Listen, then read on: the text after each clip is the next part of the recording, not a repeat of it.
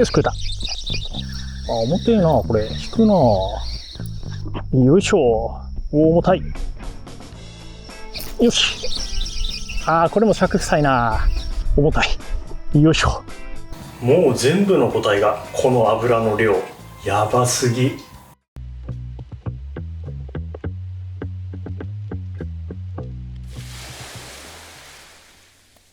はい、こんにちは、矢野です。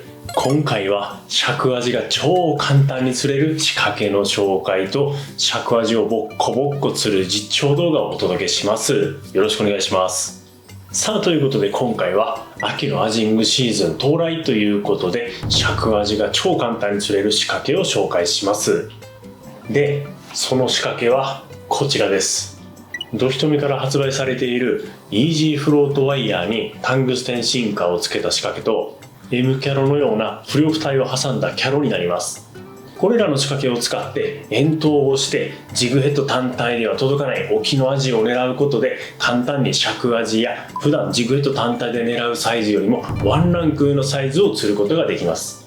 このイージーフロートワイヤーは僕の共通の知人の K さんという香川県の方が考案されて実際に使われていたものをドヒトミで製品化させていただきました。このサルカンの部分にリーダーを結ぶだけで P ラインの端糸を残さなくても超簡単に F システムが作れます。そしてライントラブルが激減します。フロートの F システムを使うとライン絡み結構発生するじゃないですか。で、絡みを解くために糸を切ってまた結び直すのって超手間ですよね。そして糸を結び直して釣りを再開したらアジの群れがもういなくなっていたということを経験された方も結構いらっしゃるんじゃないかなと思います。そのライン絡みを極力減らすことができるアイテムがこのイージーフロートワイヤーになります。で、このイージーフロートワイヤーは名前を見ただけだとフロート専用の仕掛けに見えるかもしれませんが、フロートの代わりにタングステンシンカーをつけると中層とか底のフロートでは探りにくい範囲を探れるようになり、フロートだけ使うよりも大幅に超過アップしやすくなります。で、今回の動画はこのイージーフロートワイヤーにタングステンシンカーをつけた仕掛けとテキトさんの M キャロのような浮力体のキャロを使って遠投をしてちょいと大きめの尺アジ以上を狙ってアジングに行ってきましたので、ぜひご覧ください。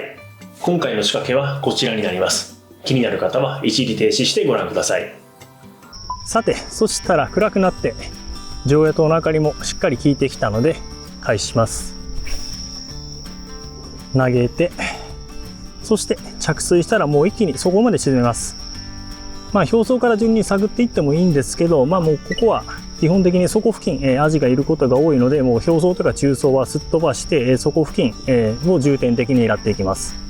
ここはちょっと水深が15メートル以上あって、そしてさらに潮が結構流れるところなんで、ジグヘッド単体よりかはこういったタングステンのシンカーとかそういったキャロをつけて探った方が中層から底の方を流れがあるところでもジグヘッドを送り込みやすくなるので、今回はタングステンのシンカー使って探っております。このシンカーの重さは基本的に潮の流れによってこまめに変えてやるのがおすすめです。潮の流れが速くなったらちょっと重たくして沈めるようにしてやったりとか、潮の流れが緩くなったらちょっと軽めにしてやるみたいな感じで、その時その時の現場合わせで調整する必要があります。なのでこのワンタッチでシンカーの重さを変えられるイージーフロートワイヤーはかなり便利なんですよね。あれはなんだ、なんかすごい大きいイカなんか大きそうなイカっぽいのが。食った。よし、食った。一匹目。でもこれなんかすごい小さいっぽい。小さいな、これは多分。よし、アクションからの食わせるまで食ってくれたけど、なんかすごい小さい。小さいって言っても20ちょいぐらいですね。アジ釣れてくれました。1匹目です。レンジシュートフックの L サイズ、がっつりいいところかかっています。やっぱ遠投系にはこういうレンジシュートフックですね。じゃあちょっと潮の流れが緩くなってきたのでシンカーを軽くしました。で、竿も別の自作のアーチングロッドに変えて探っていきます。でもちょっとね、ギャンブル的なポイントに入ったんで、0か100ぐらいな感覚で、釣れるときは釣れるけど釣れないときは釣れない的なポイントなんで、まあそれはそれで釣れなくてもしょうがないっちゃしょうがないんですが、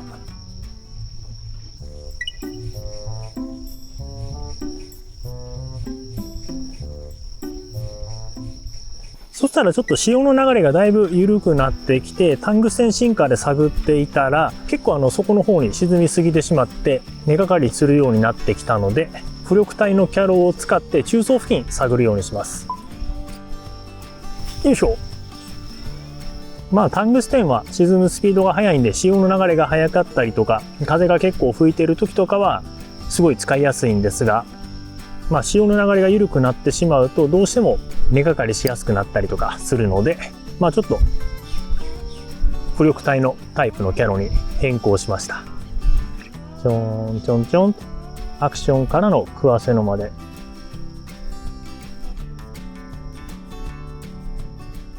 よし、食うた。よっしゃー。あら、なんかちょっと重たいよ。あら、おー。おー、ちょっと大きい。これは。いいサイズ釣れてくれました。30ちょいぐらいかな。ポンと出てくれました。いや、いいね。美味しそうなサイズ釣れてくれました。じゃあもう一回いきます。いや、狙い通り、尺アジ釣れてくれましたね。もうちょっと早い段階でポンと出てくれたらよかったけど、まあまあ、それでも一匹出てくれたんで、よかったです。よし。ちょんちょんちょんと。ちょんちょんちょんと。アクション入れて、そして食わせのまで。意図的にアジが捕食しやすいタイミングを作ってやる。よし、食った。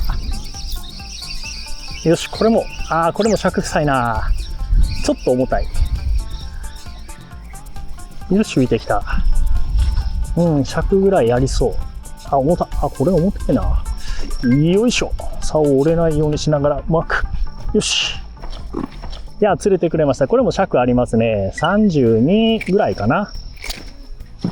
ちょっとまあ僕の見た目のメジャーなんで怪しいとこではあるけど、まあでも32から3はないかな。32ぐらいだと思います。多分。円髄部分にハサミ入れて、ピンと切って、そしてしっかりと切り抜きします。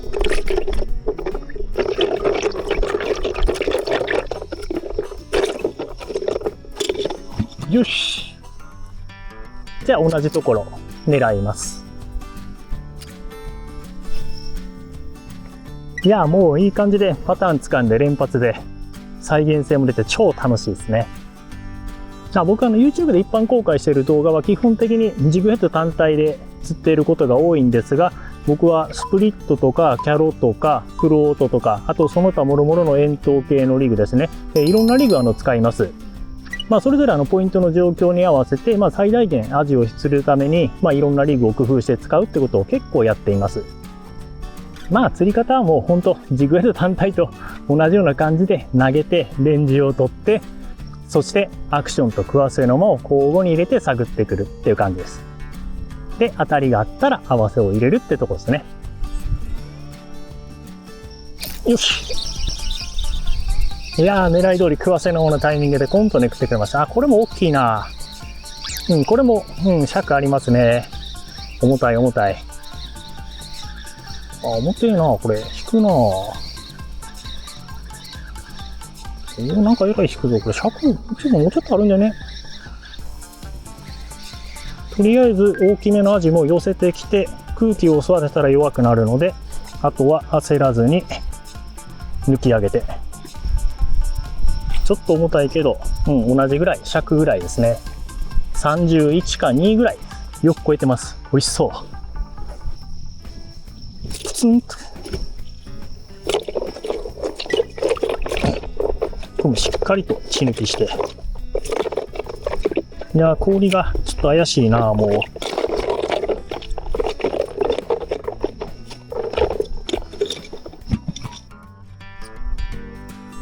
さあ、同じところを狙っていきます。いや、もうこれ完全にパターンつかみましたね。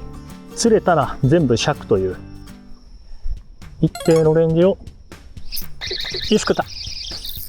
一定のレンジを手前まで探ってくるようにします。これも多分尺クラス、尺ないか。軽いか。あ、いや、重たい。尺あるか。尺ある。重たい。よいしょ。同じぐらい尺サイズでした。まあ、それでも30ちょいぐらい。30か31ぐらい。引く。もうちょいとだけ入れてもいいかな。まあ、いっか。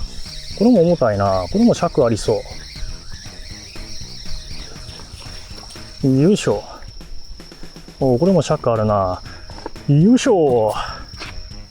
尺連発。これも31、2ですね。だいたいサイズ。ちょっと他の方が来られたので、電気をつけながら撮影すると邪魔になってもいけないので、ここでちょっと一旦、撮影止めたいと思います。じゃあ一旦止めます。さあ、それでは帰ってきました。いやー、結構釣れたね。楽しかったですね。で、今回ちょっとアジお裾分けしてきたので、うちで食べる分がこれだけになります。いや、全部尺超えでめちゃくちゃ美味しそう。重量は重たいやつで、336g、だいたい 300g 前後ですね、今回のは。体高もあって、そして肉厚でかなりうまそうです。じゃあちょっと眠たいけど、先にエラと内臓出しの下処理だけやっておきます。エラは指を突っ込んでブリッと引っ張って取ります。ちょっと指でエラを開いて指を入れてブリッと引っ張って簡単に取れます。いや、でもこのアジ同じ場所で釣ったアジだけど、やっぱりそれぞれヒレの大きさが違うのが面白いですね。上のアジは体高があってヒレが小さい、下のアジは体高が細いけどヒレは大きいっていうんで、同じポイントで釣ったけどそれぞれ付き場っていうのが違うんでしょうね。下のアジは沖の背についていて、そして暗くなったら沖から回遊してきたタイプで、上のアジはもう岸近くに居ついていて、あまり泳がずに楽して捕食していたのでヒレが小さくて、そして体高があるっていう感じでしょうか。ただ釣れたっていう風に見るんじゃなくて、こうやって釣れたアジをいろいろ観察すると何かしら気づきがあって面白いですね。そして内臓を出していきます。いや、このね、一番太いやつ何食ってるのかなとすごい気になって、何か入ってるかな。うわー、油がすげえ。これ見えます？この油すごいギットギト。うわ、すごいこの油。うわー、これはすごい。めちゃくちゃ超えてる。いやー、これは絶対うまいやつ。特にお腹の中にはなんか小さい目みたいなものが見えるけど、なんか小さいジャコとかなんか小魚食ってるのかな。いや、すごい油のりのりっす。さあ、もう一匹はどうかな。ちょっとこいつはスリムだけど、それでも綺麗に超えていて、うわー、これもやばい。うわ、この油、これ見えます？この内臓脂肪やばい。油がうわー、すげえ。そんなに体は太ってないけど、いや、油がすごい。これはなかなかお目にかかれない極上の個体だ。これはすごい。当たりだ、絶対。もうこれお腹の中、この辺りまで油がぎっしり。いや、これはやばいな。もう全部の個体がこの油の量やばすぎ。そして内臓をしっかりと水で流してやって、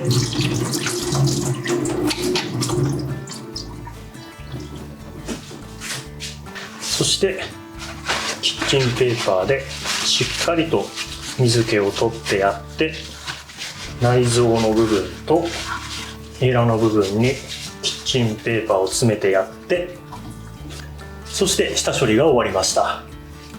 じゃあ、あとは冷蔵庫でしっかり熟成させます。さあ、4日間冷蔵庫で熟成させました。さあ、どうなってるでしょうか。尻尾はカピってるけどいい感じで熟成できてますね。今回はしめ味と昆布締め、この2種類でいただきたいと思います。もう撮影前に刺身では結構食べたんで、味変で昆布締めと締め味でさっぱりいただきたいと思います。まずはしっかり鱗を取ってやります。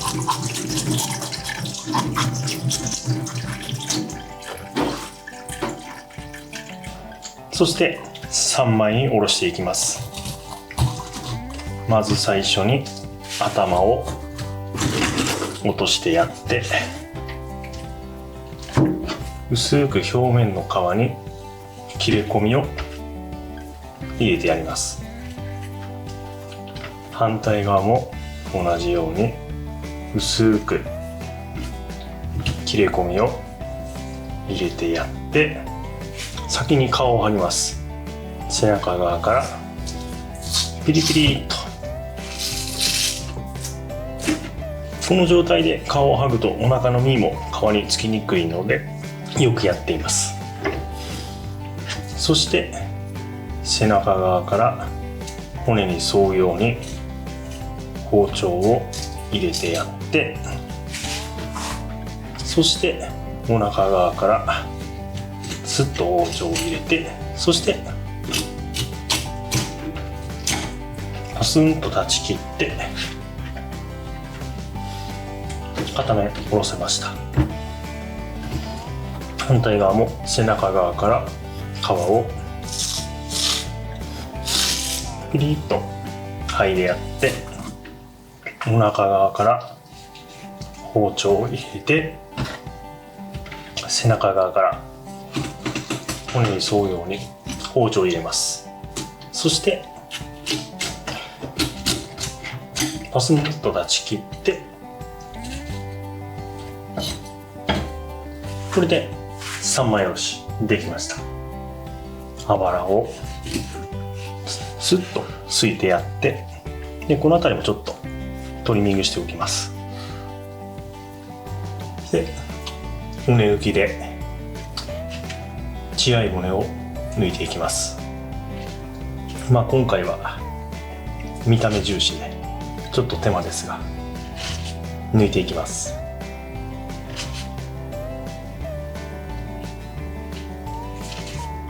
そしてバットに薄く塩をひいてやって、そしてアジを並べていって、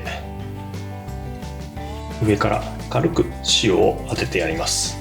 これでしっかりと余分な水分を脱水してやります。これをするだけで結構ね、旨味がギュッと凝縮されます。そして冷蔵庫で15分から20分ほど寝かせます。さあ15分ほど冷蔵庫で寝かせました。うっすら水分出てますね。でバットに薄くお酢を張って、でこのお酢で塩を軽く落とします。キッチンペーパーで拭いてもいいんですけど、やっぱり結構塩がついてしょっぱくなりやすいので、僕はこういったお酢とか氷水で流すようにしております。そしてキッチンペーパーで拭いてやって、そして昆布締め用の昆布を準備していきます。お酒をキッチンペーパーちょっとつけてやって、そして表面を濡らしていきます。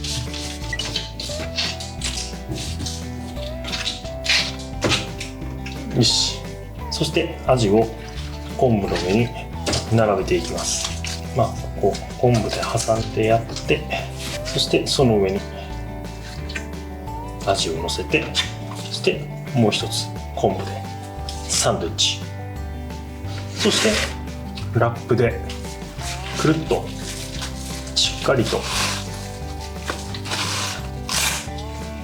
巻いてやります。そして冷蔵庫で1日寝かせておきます。そしてしめ味のお酢を入れて味をつけます。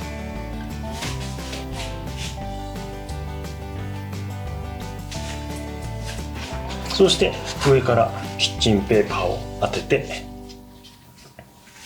この状態で冷蔵庫で40分ほどつけます。お酢につける時間はサイズとかによっても変わるので、お好みで調整してください。で、昆布締めは1日かかるので前日に仕込んでおいたやつをいただきます。さあどうでしょうか。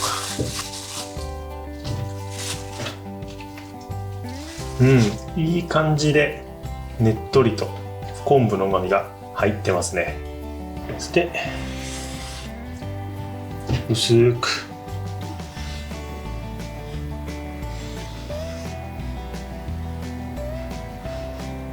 して盛り付けていきます。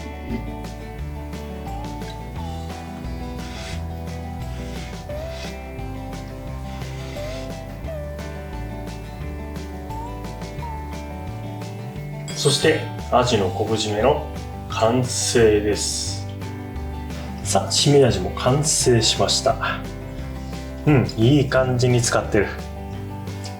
そしてお酢をしっかりと拭いてやって、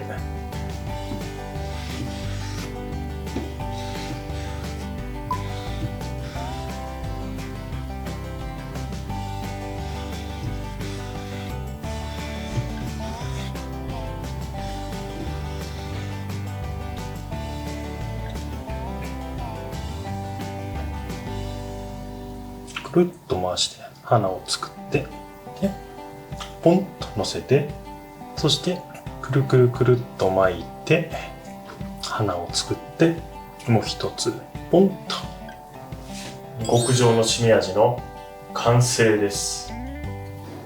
それではいただきます。いやーめちゃくちゃ美味しそう。じゃあまずは昆布締めからいただきます。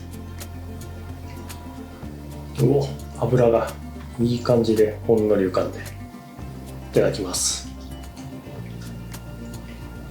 あ、これめちゃくちゃうまい。大当たり。いやこれはすごい。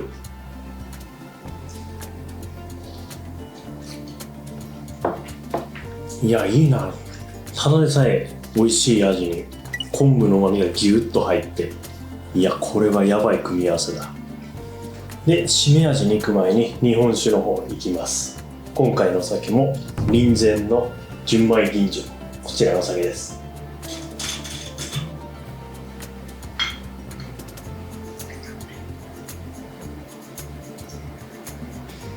いただきます。うまい。このお酒はね、ほんと僕最近ハマってよく飲んでるんですけど、ほんと雑味がなくてお刺身とかにめちゃくちゃ合いますね。さらにお米から酵母まで全て愛媛県産で作られたお酒ということで、大愛媛のお酒になります。やっぱり愛媛県の素材で作られたお酒ということで、愛媛県の地魚とめちゃくちゃ合いますね。じゃあ次は締め味いきます。軽く醤油をつけていただきます。あ、めちゃくちゃうまいこれ。いや昆布締めもうまいけど締め味の方が好きかもしれない。めちゃくちゃさっぱりして食べられる。これはすごいうまい。そしてお酢の入り方も絶妙。これがお酢をつけすぎたら結構全体に酢が入ってお酢の味ばっかりになるんですが、大体やっぱ40分ぐらいでいい感じで使ってますね。表面だけお酢が入って中はレアって感じで、味の旨味もしっかり残ってます。もうこの油の浮き方がすごい。もう一回昆布締めもいきます。昆布締めもきれいに締まっていいんですけどね。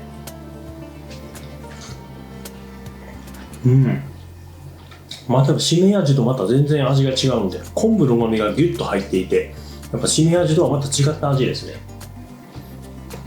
どっちもうまいな。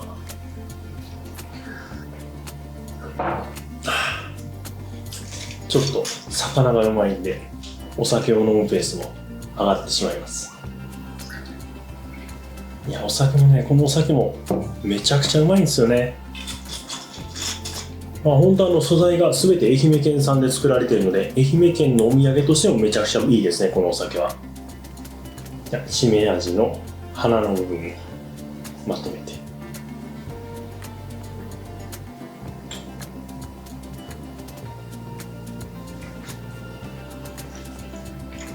やっぱりしめ味の方が好きだな。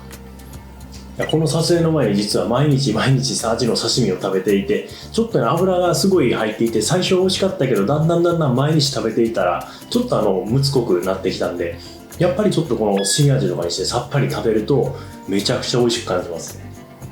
でこの昆布締めも作る時にやっぱりしっかりと塩を振って余分な水分を脱水しているので、その分臭みもなくなっていて、さらに味の旨味がギュッと凝縮されて美味しいですね。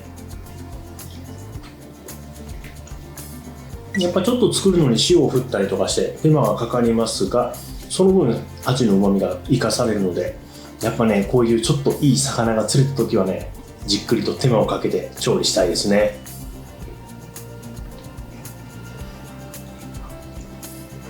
うまっ。いやこれマジでやばい、極上の味、ほんと。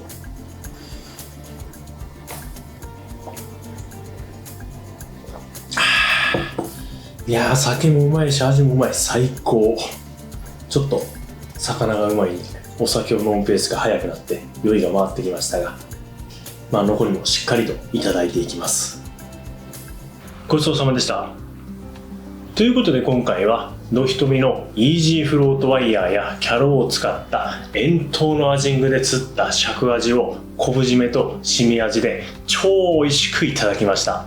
ちょっとイージーフロートワイヤーとタングステンシンカーの組み合わせではこの時のパターンにはなかなかはまらなかったのですが、それでも遠投のアジングで尺アジがボンボンと連発して超楽しかったですね。この合わせた瞬間のドンという重量感がめちゃくちゃたまらないです。で今回釣ったアジはやばいぐらい脂がノリノリでしたね。昆布締めとしめ味でいただきましたが、どちらも超美味しかったですね。ちょっと作るのに一手間かかりますが、それでもこれだけ美味しくなるんだったらめちゃくちゃやる価値ありますね。酒が止まらなくなる最高の晩酌のあてでした。さてそろそろ全国的にアジングのハイシーズンが始まると思います。ジグヘッド単体の釣りで手軽にピッと釣るのも超面白いんですが、今回紹介したイージーフロートワイヤーにタングステンのシンカーやフロート、そしてキャロを使って遠投して沖のアジを狙うと、ジグヘッド単体で近距離を釣るよりもワンランク上のサイズや今回のような尺アジがボンボンと簡単に釣れる時もありますので、ぜひお試しください。新しい世界が見えて超面白いですよ。さあ今後もアジングについての濃い情報発信を行っていきますので、よろしければチャンネル登録と高評価、そしてベルマークの通知をオンにして次の動画をお待ちください。それでは今回の動画は以上になります。最後までご視聴ありがとうございました。最後にアジングで釣れなくて悩んでいるあなたへお知らせです。ルアー釣り未経験からアジングを始めた僕が累計3万匹以上釣って学んだ初心者でも釣れる型をまとめた電子書籍を作りました。アジング初心者応援企画として概要欄のリンクよりプレゼントしていますので、ぜひご覧ください。